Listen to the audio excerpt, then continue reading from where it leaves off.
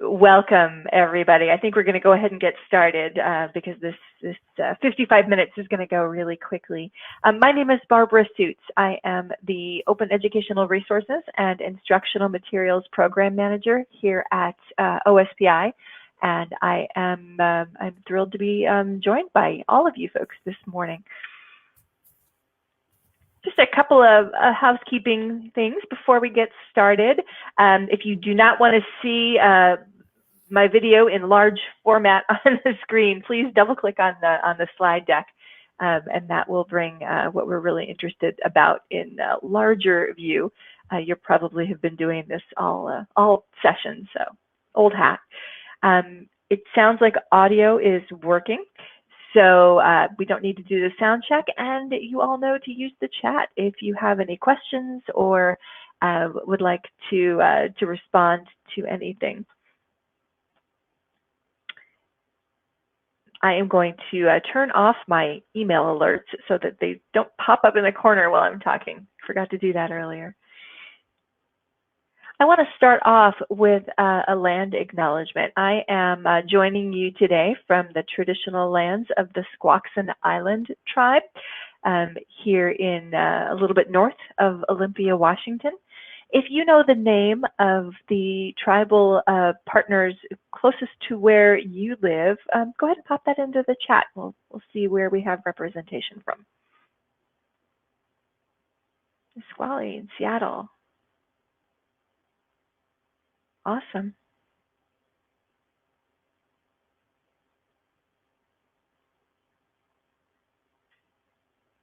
Yakima. Wonderful.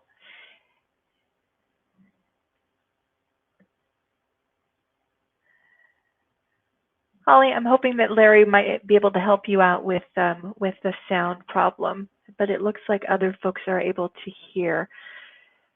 So three main things that we want to get started on. First of all, I'd like to explain a little bit about the Washington OER Hub, have you understand the purpose behind it and the way that you navigate. We're going to take some time for you to do a little exploration of the online platform and learn how to find and share resources. And lastly, towards the end, I'll talk a little bit about how you might remix and share adapted content to meet your students' needs. We'll start off with a little bit of a quiz here. So I would like for you to not type anything into the chat window just yet. Just take a moment and think about the answer to this question yourself. The question is, what are open educational resources, which is kind of what this is all about. So in your head, answer 1, 2, 3, or 4. And in just a few seconds, I'm going to ask you all to enter it into the chat window simultaneously here. So I'm going to count down from 3, 3, 2, 1, enter.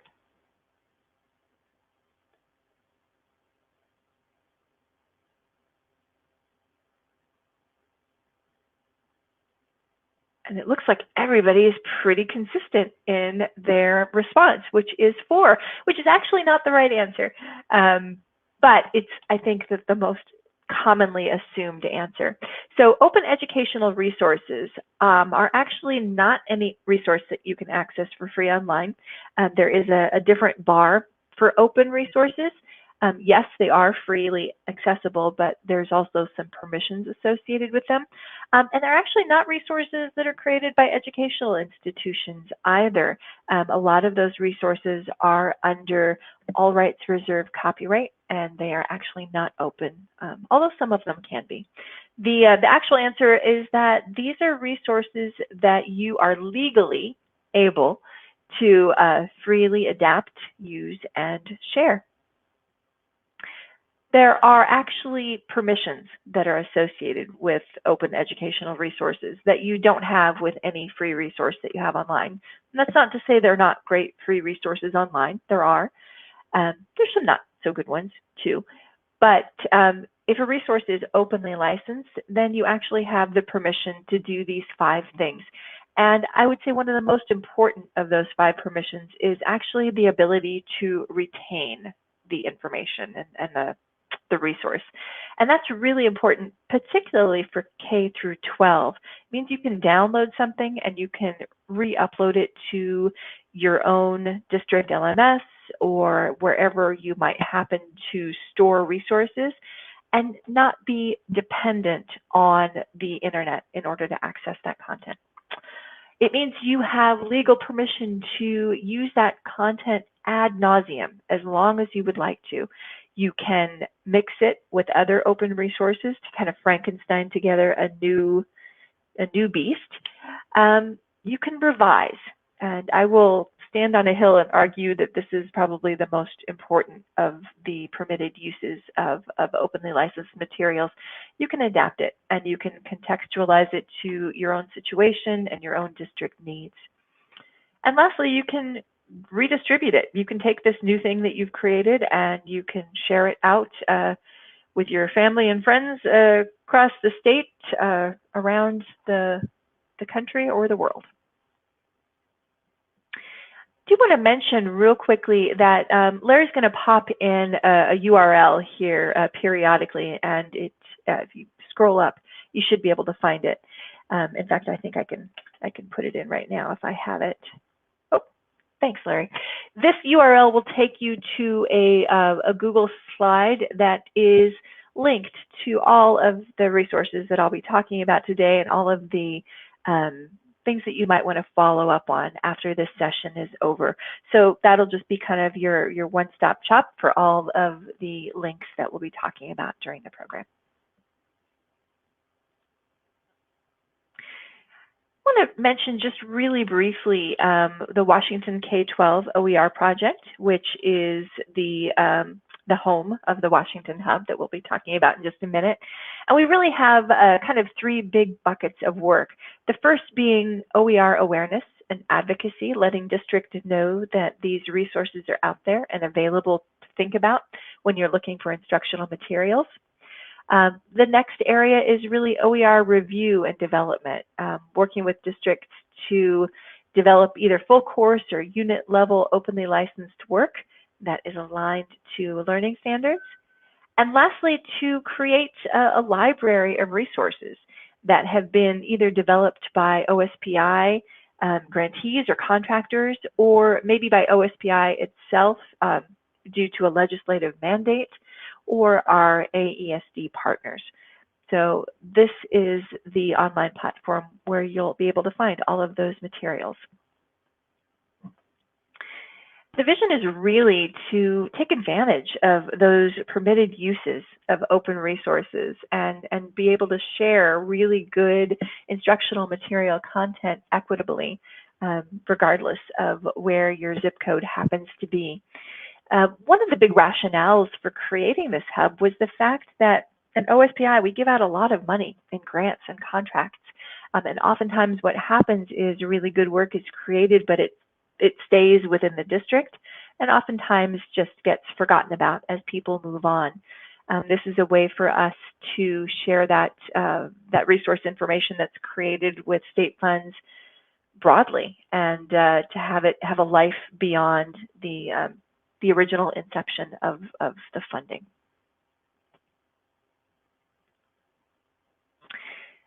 So there are a few different ways that resources get added to this online platform. The first is existing legislatively mandated OSPI material.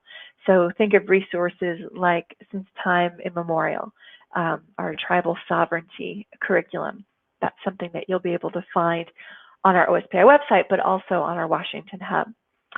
We also have resources on this platform that have been contributed by external partners and different state organizations. Our Washington Secretary of State's office has a number of materials on there. We've partnered with Knowledge 360, which is the Smithsonian Education's Native American kind of content arm. We've actually done a fair bit of collaborative development with educators, and some of this is grant funded, and some of this is just us being able to pull together expert educators from across the state to take a look at their existing materials and see what could be shared. We've also just started curating external content. So content leads at OSPI and expert educators from across the state are taking a look at kind of third-party materials that might be useful for Washington educators, and are providing some annotation and some links to those materials.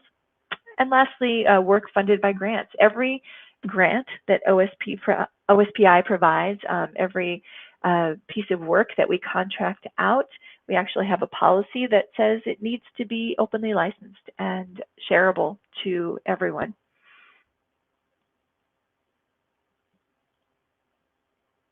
So here's a couple of examples of things that you might find on our Washington Hub. I mentioned the Since Time Immemorial Tribal Sovereignty curriculum.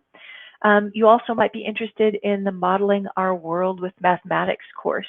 This is an option for a third year of math that has really closely knit kind of career connected pieces, and the modules are related to everyday life and work in areas like health and fitness, or finances, or the arts. And all of that content is available for you to access.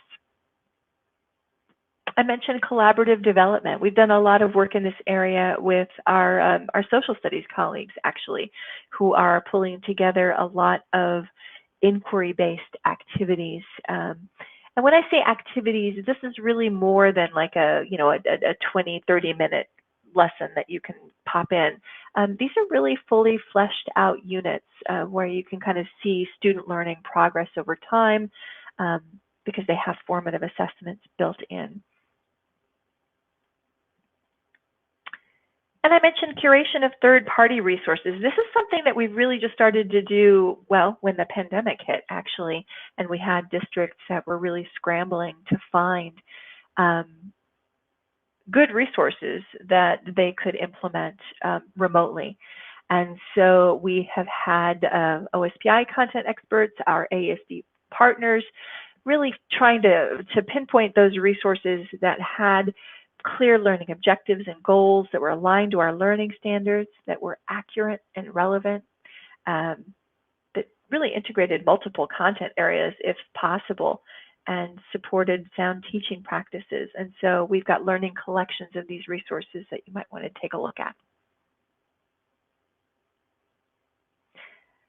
And every once in a while, when the stars align, kind of these different streams of resources coming into the hub kind of just match up really well.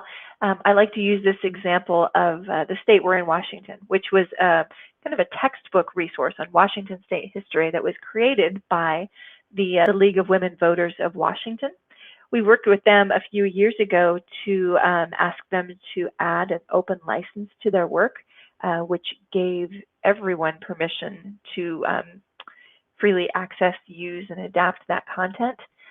Because that happened, we had OER grantee districts that were able to take that work and translate it into different languages. Seattle Public Schools had a grant for their dual language immersion programs, and this work was translated into Chinese and Spanish, and that's now available on the hub for everyone. We also had collaborative development happening around this work. Teachers came together and created companion inquiry-based activities and lessons to go along with the original textbook. So it's a really nice melding of different ways of adapting content because it's openly licensed. I do want to mention really briefly that we are committed to having resources on the Washington Hub that have been reviewed and curated. The intent is never for this to be a platform that has hundreds and thousands of different resources, because those exist already. Those are out there, and many of you have probably used them. But we've kind of carved out a niche of resources that have been created by Washington educators or curated for Washington educators. And there's a couple different levels of scrutiny that go into these resources. The first is the submission criteria, which if I back up just a little bit, are things that we've talked about, those learning objectives, those alignments to our standards here in the state. But we also have a kind of a second level of scrutiny for those resources that we think are really, really spectacular. We do have an OSPI badge that can be applied to them. And that just means that those resources have been gone through with a fine-tooth comb, with a rubric that's similar to, if you're familiar with the EQUIP rubrics, kind of match up with that pretty well. And so they just have a little bit greater depth of review that's been applied. And you'll see what that looks like when we get to the site. There's a few different sections on the Washington OER Hub that I want to explain before we move out to the platform. There's a section that just deals with kind of, what is OER and information about the hub and how to use it. We have our continuous learning collections, which are those curated resources in different content areas. And lastly, we have working groups where kind of the sausage is actually made and people are doing collaborative development of resources. We'll start with the first one.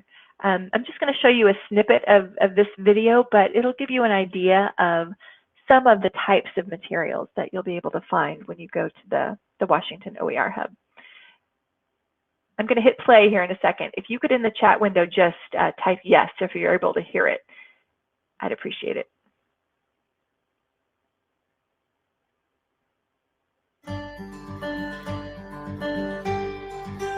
Hi, my name is Daniel Irvin, and I'm an instructional specialist in the Highline Public Schools. We're sitting here in one of our elementary schools where we're going to show you a classroom where our materials for instruction in phonological awareness, phonics, and fluency are in action. Before we jump into the classroom, let me show you where to find those. If you navigate to the Washington OER Commons Hub, you can scroll down and then go to Washington English Language Arts. When that loads, you're going to see several resources, and the Highline Word Study Guides are going to be one of those. As you can see here, we have a kindergarten guide, a first grade guide, a second grade guide, and a guide for differentiation for students in 3rd through 5th grade. I think you're really going to enjoy the second grade classroom that we're about to see. You'll see students engaged and really enjoying their phonological awareness, phonics, and fluency instruction. And you'll see that instruction at a level that's appropriate for those students at this time of the year. So let's go check it out.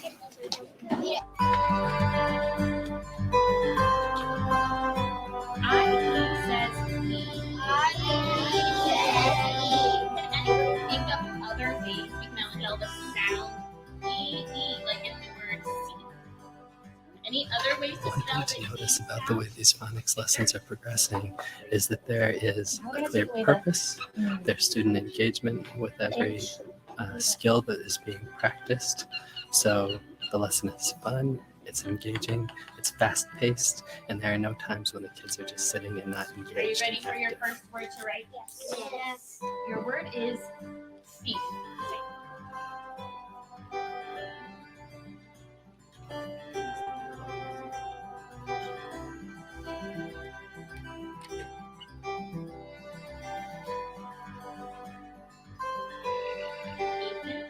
When you read the routine in the guide, you'll see that this teacher has adapted it to the needs of her students and made it her own as a skilled teacher. So as a skilled teacher yourself, you'll be making those adjustments to the curriculum as you go with a strong framework behind your work. I like to adapt my lesson. Okay, I'm going to stop it there. First of all, thanks to Highline School District for making these great resources available as OER and allowing them to be shared on the Washington OER Hub. In addition to that work, what we try and do is, you can see a playlist on the right-hand side of the screen. We try and highlight good work that's being done around the state and being released as OER. So you can kind of get a quick little glimpse at what kinds of materials might interest you. And I've linked to the playlist on that resource guide that Larry just popped into the chat. And oh, Nicole, I'm noticing you see nothing on the screen. Are other people seeing the screen? Because if not, we have a problem. I can see it. Okay. Thank you. So that's the section just on OER information. The next section that we'll take a look at are our continuous learning collections. These are curated by OSPI content experts and our educator partners around the state. And you'll see collections in different content areas and also by different target audience areas. And the last section I mentioned is really the working groups. And these are areas where active collaborative development of materials is happening. And these could be in content areas where they are administered by OSPI staff, or they could be in areas where we have current grant work that's going on. Climb Time is a good example. It's a large grant for school districts and for organizations to create instructional materials and professional learning opportunities around climate science. We also have a really active group on digital citizenship and media literacy, where you'll find a lot of good materials being created there.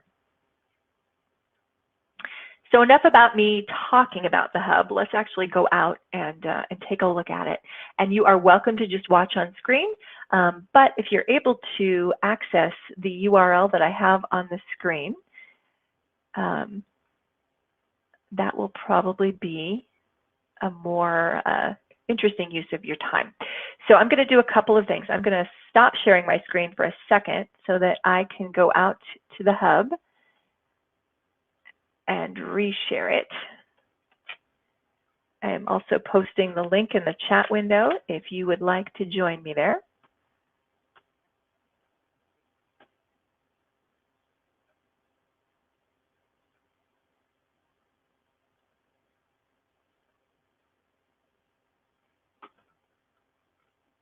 And just a quick yes on the screen if you are now looking at the Washington OER Hub on your screen. Excellent. Hey, before we dive in, are there any questions that you want to ask before we kind of play around with the platform a little bit? Please feel free to type them into the chat if you do.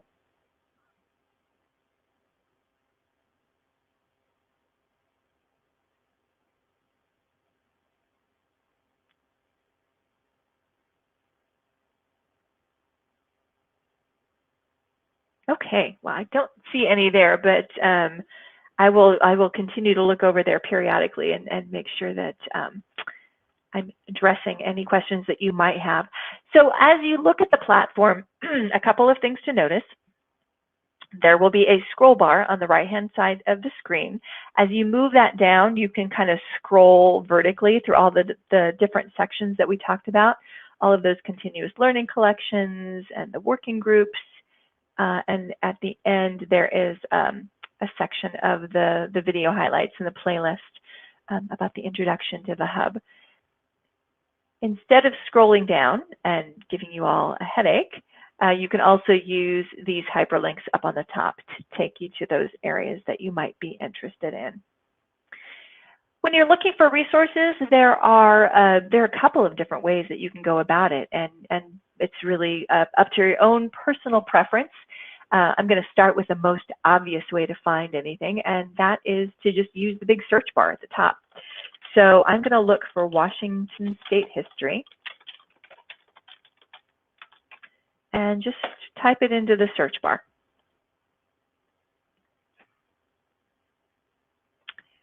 And what will happen is that I'm going to get 60 results that are showing up. If I would like to, I can filter this a little bit more. And I can do that by the different categories on the left-hand side of the screen. So maybe I would like to filter it by grade level. Let's say I'm really looking for Washington State history at the middle school level. That's going to knock my search results down a bit. Let's say that I'm most interested in what's newest on the hub.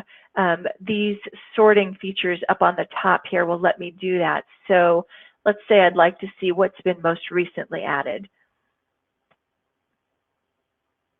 It looks like we've got some people in our digital citizenship area that have been adding some resources most recently. We've also got teacher guides that are there. I'm going to pop into just this one right here, so you can kind of see the anatomy of what a resource looks like. I mentioned the state we're in, Washington resource earlier. These are teacher guides that are associated with that resource. On this kind of snapshot view of the material, you're going to see a couple of things. You're going to see a quick description of what the resource is.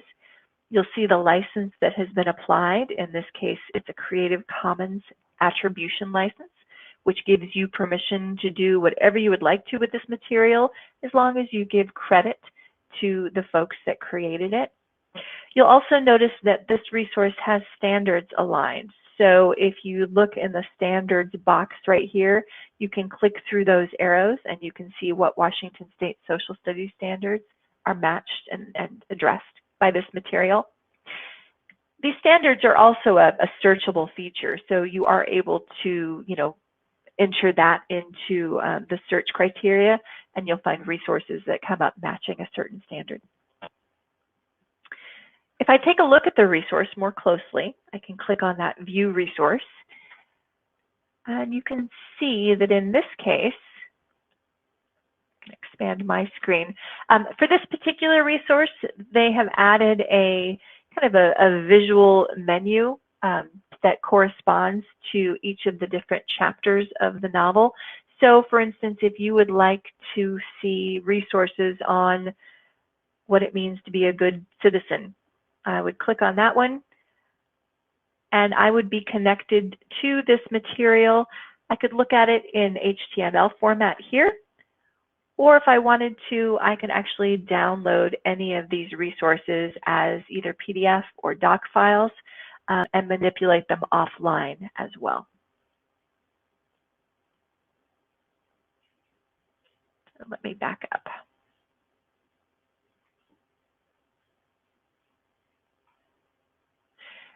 If you ever kind of get really far down into the weeds on this platform and you're looking to get back to the main landing page, there's always a little breadcrumb icon up here that says Washington OER Hub and has the new OSPI logo. So if you click on that, that'll always bring you back to that main landing page. So the search bar is one way that you're going to be able to find resources. Another way might be to look in one of our continuous learning collections. Let's say you're interested in a science resource, perhaps. You might click on the science box, and you'll see a similar looking kind of results page. Again, you can filter it by different education levels, by different material types. Maybe you're looking for a more robust unit as opposed to a 3 or 4 day lesson. You can actually get the drop-down box and you can select that. Or maybe you're looking for a full course. That could be an option as well. And you also have those sorting options again. So in this case, how about instead of looking for the date added, how about I look at the number of visits and I can see maybe one of the resources that's been accessed very frequently. So in this case, I'm looking at the OSPI K-5 Essential Question Units. And here's a place where you'll notice that that OSPI badge. Just because a resource doesn't have that badge doesn't mean anything negative at all about it. It just means that we haven't had people able to put their eyes on it and do the review work yet. But in this case, someone has looked at it really in depth with that rubric. If you click on that OSPI badge, you'll see what it means. And I don't like the word endorsing. That's an artifact of the platform itself, so we didn't have a hand in creating that language. Think of this really as more of the criteria for, including the badge for reviewing the resource. And this particular one has been reviewed as high quality because we did use that equip-like rubric, or the equip science rubric, I should say, to take a look at the material.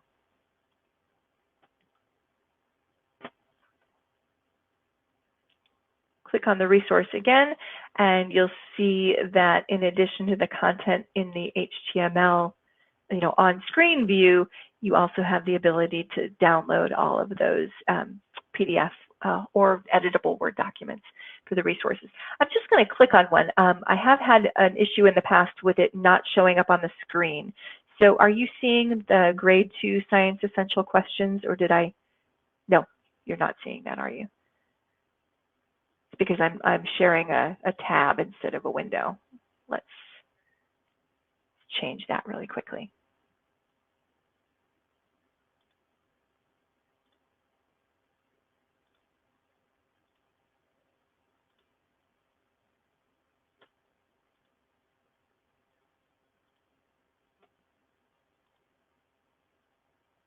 Okay, so now you should be seeing the essential science questions. The problem when I do that is that I lose my chat window. I'm just going to scroll down so you can kind of see what they look like. Again, this is a really robust resource that in itself has suggestions for activities that meet some really essential science standards, and a lot of information that hopefully you'll find useful.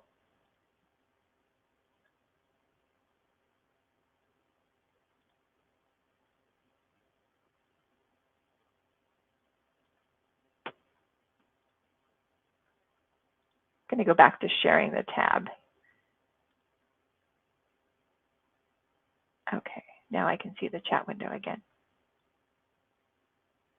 Perfect.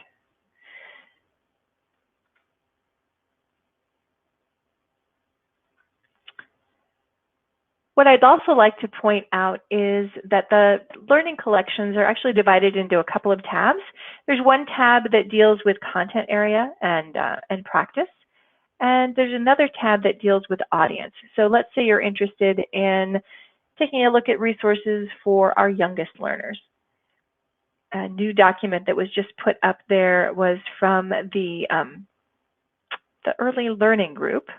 Oops, excuse me, I'm sorting it by date added.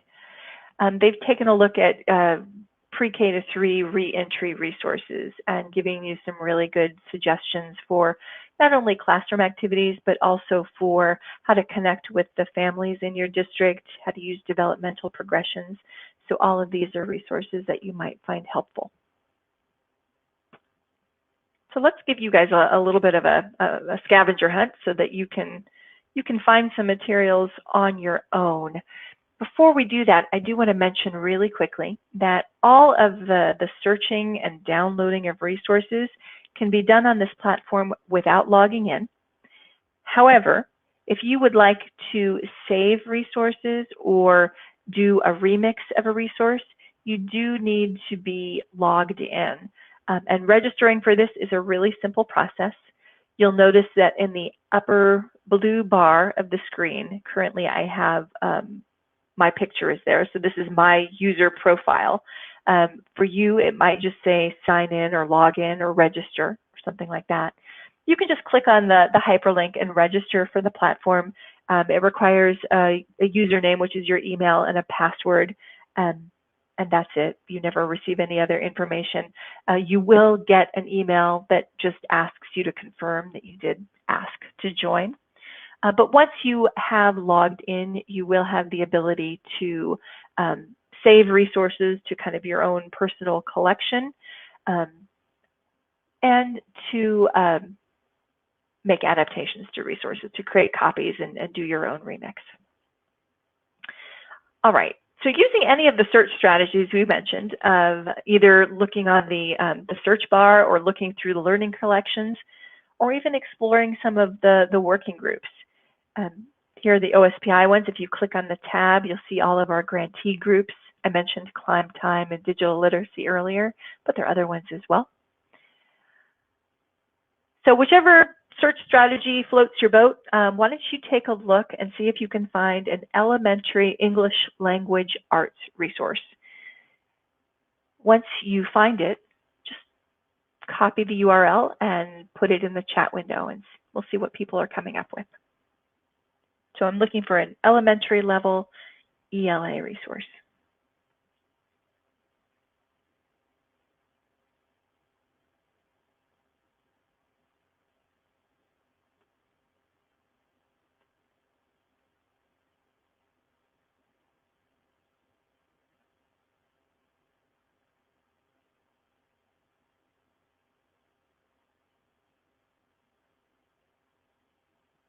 You can use the search window, or you can use one of the learning collection tabs.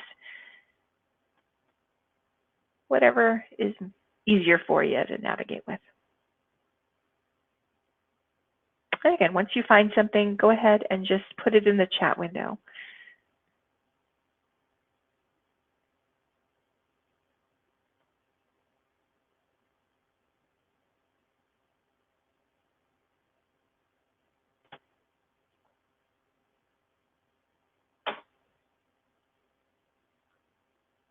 Great. All sorts of things popping up. Excellent. Did people use the search bar, or the collections, or the working groups? What was easiest for you to navigate with?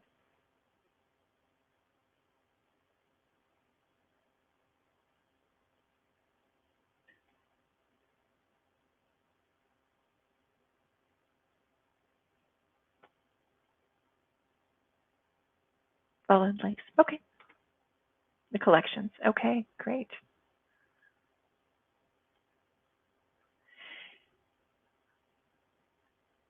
All right. So let's try another one. Let's actually do some searching for a high school resource. How about finding a high school geometry task?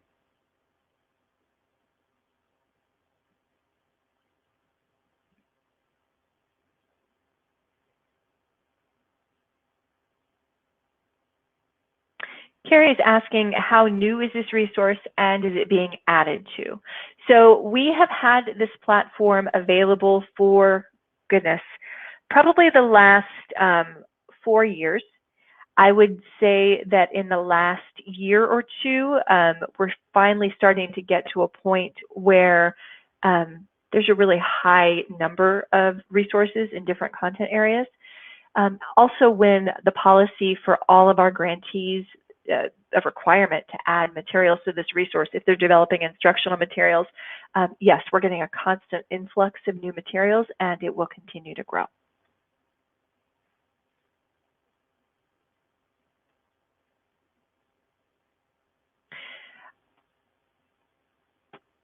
I will say that this resource is being used by a lot of other states as well. So you'll note that when we're looking for some materials and you look in the standards alignment section, you might notice that Maryland learning standards and Wyoming learning standards and Oregon learning standards are in there too. That's because they've looked at the material, and not only does it align with our Washington work, but it aligns with their particular standards as well. So you might see a lot of different other organizations aligning their standards with it as well. Okay, so we've got a lot of good stuff coming up with geometry. I'm going to just use this search strategy here. I'm going to look for in the mathematics collection. I'm going to look at my education level as high school. And I'm going to look at a geometry task.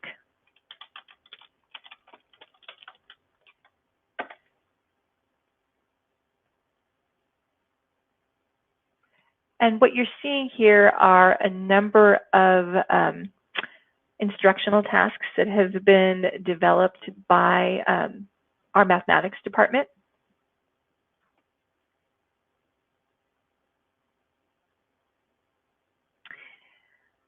I picked just one because I wanted to show you a few things about the resource.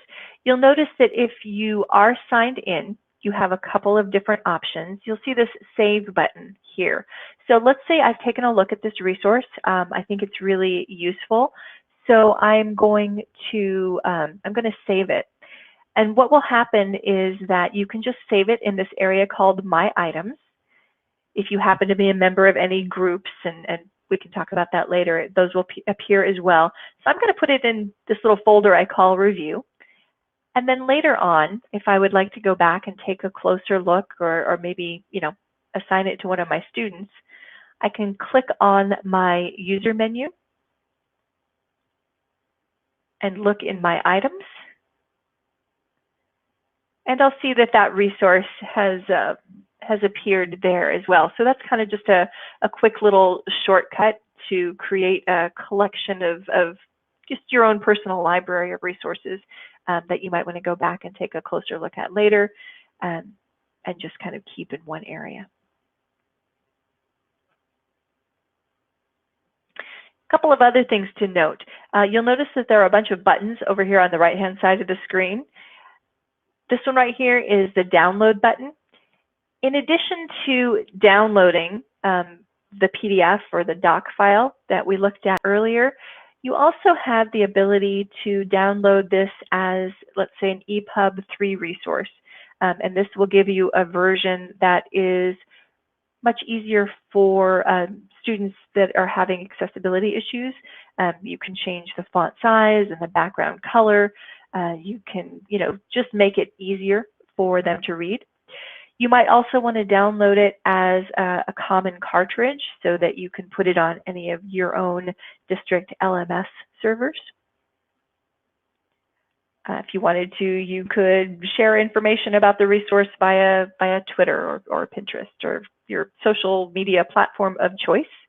You also have the option of uploading it to, if your district is a Google Classroom district, you have the option of uploading it to your Google Classroom as well.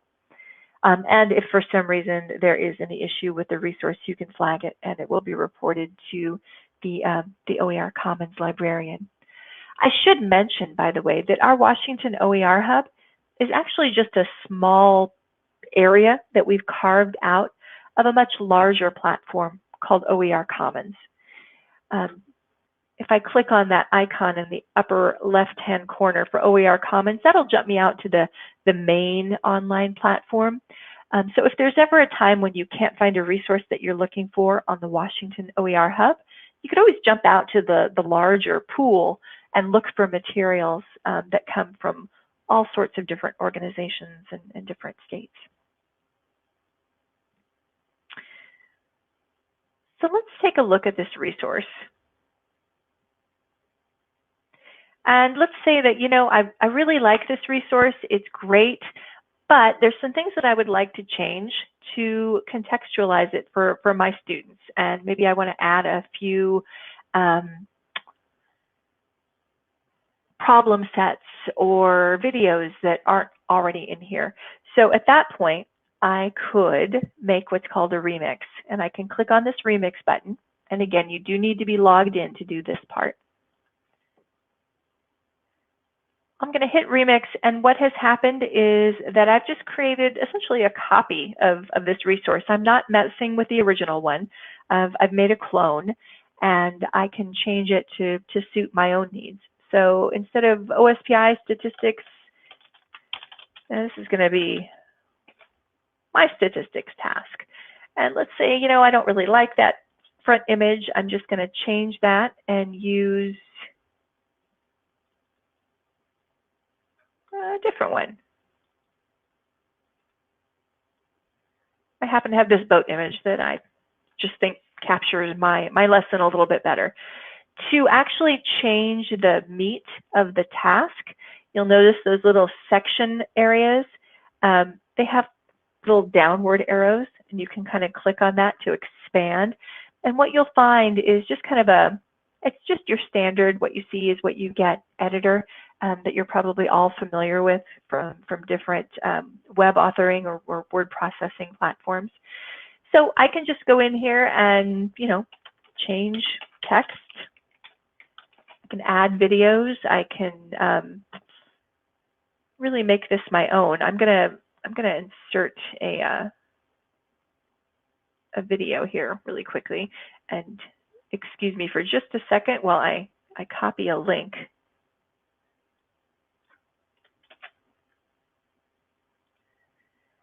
So let's say that there is a YouTube video that I use in my classroom, and it really kind of exemplifies this particular lesson that I'd like to present.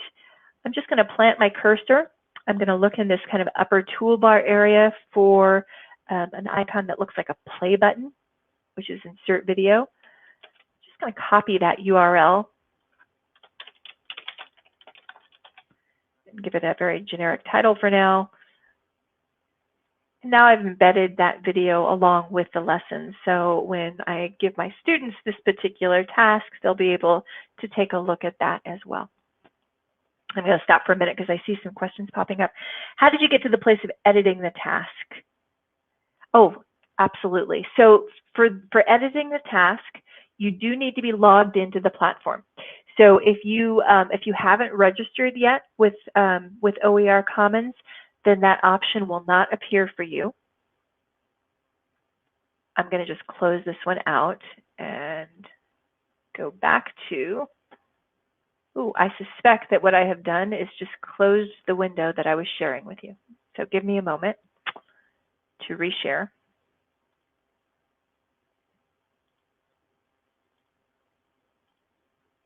Okay. So we should be back on that screen. And so the question was, how do you remix something? So I'm going to go back to the resource that I was looking at, which was under mathematics.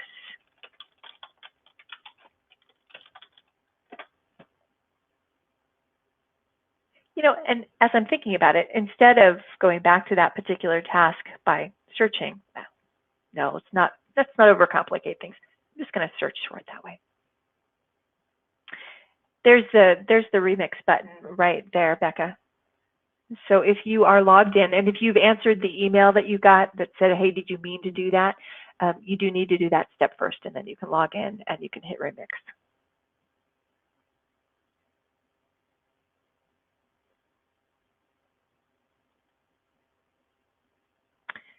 So anyway, you can go through, you can change, you can delete sections. So let's say, you know, I'm doing a remix and I don't like the rubrics that they used. I could just X and get rid of that whole section.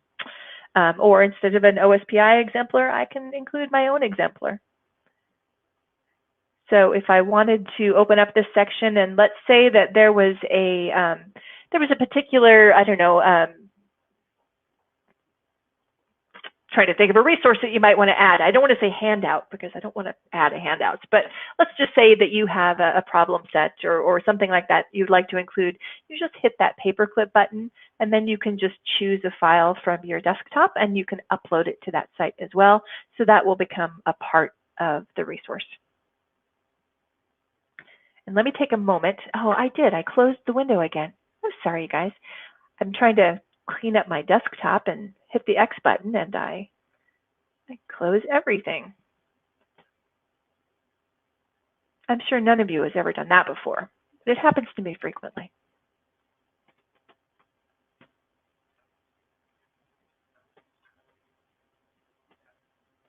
Okay, I'm going to share this one more time, and I promise not to hit any X's ever again. Let me pause for just a moment and take a look at the chat window and see if there are questions coming in. The Science Standard has some amazing research. Yeah, the team did a really nice job of pulling together, I think, some fantastic resources that'll be good for not only remote learning, but hybrid situations or in person too. They've also highlighted a lot of activities that can just be done outside in person with your students. We have just a couple of more minutes here. How do you share the final project? Oh, that's a really good question. So you can do a few things. So let's just, I'm just going to grab an arts resource here because it's at the top of the screen. Let me find one. So there's two different ways you can do it. In this particular case, this is actually just a document resource. This is a PDF file that's been uploaded. So in this case, all you would do is wait patiently for it to load, and it's going to take a while because it's a highly graphically intense 50-page resource. You would just download this resource. And then you could just print it yourself and distribute it to your students. In some cases, what would happen? Let's go back to that. Let's go back to that geometry resource that we were looking at earlier. And I'm using a shortcut. I'm going to my user menu and going to my items. And since I was just working on that resource, it's going to be there at the top of my my list. After I hit View Resource, one of the options is Student View, and you'll notice there's a little link icon. If I copy that particular icon, I can give that URL to my students, and this is what they would see. It would look a little bit different. It wouldn't have all of the editing buttons all over it. They would just see the task itself that you have adapted, and then there would be arrows on the bottom. So if you are in a remote situation and you would like to share resources this way, you have that as an option. You also have the option of downloading it as either a doc or a PDF file. So, whatever is going to meet the needs of you and your district.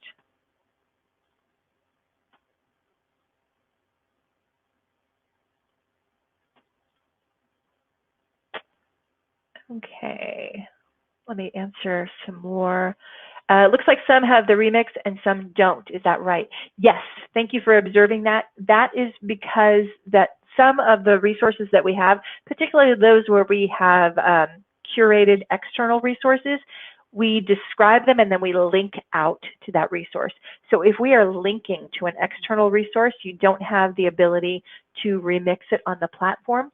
You do only have the ability to remix what has actually been kind of created on the platform itself. So yeah, you will notice that you can't remix everything. In some cases, you'll just jump out to another resource. Let me, in our last few minutes here together, let me take a look. What do you do if the links in a resource are no longer available? Contact the owner of that resource or contact me, and I can do a little bit of searching. And the way that you contact me is by taking a look at that slide that I linked earlier. It has my email address, so please feel free to reach out. I know that we are 2 minutes away from wrapping up. What I do want to mention really quickly is that in terms of next steps, what I would suggest that everyone does, and I'm getting back to our Washington OER Hub, there's really only one group that I would suggest that everyone join, and that's the Washington OER Information Group. And this has a lot of resources that are going to help you navigate the platform. Specifically, it has the Washington OER Hub user guide that's going to give you information on how to do a lot of the things that I touched on only very briefly here. And this is also a way if, if there's a new OER grant opportunity coming up or things like that, I will alert members of this group to that opportunity that's coming up. All right, I think our time together has passed. Thank you guys so much for joining me this morning. I apologize for the whirlwind overview, but you should have links to all of these resources. And I do hope you you play around with the material. You take a closer look, and you contact me if you have any questions. Oh, thank you for popping the email in there, Larry. Appreciate it. All right, everyone, have a wonderful rest of your conference. Have a great day, and in our final seconds, let me put video back on and stop sharing the screen. Good being with you all this morning. Everybody take care.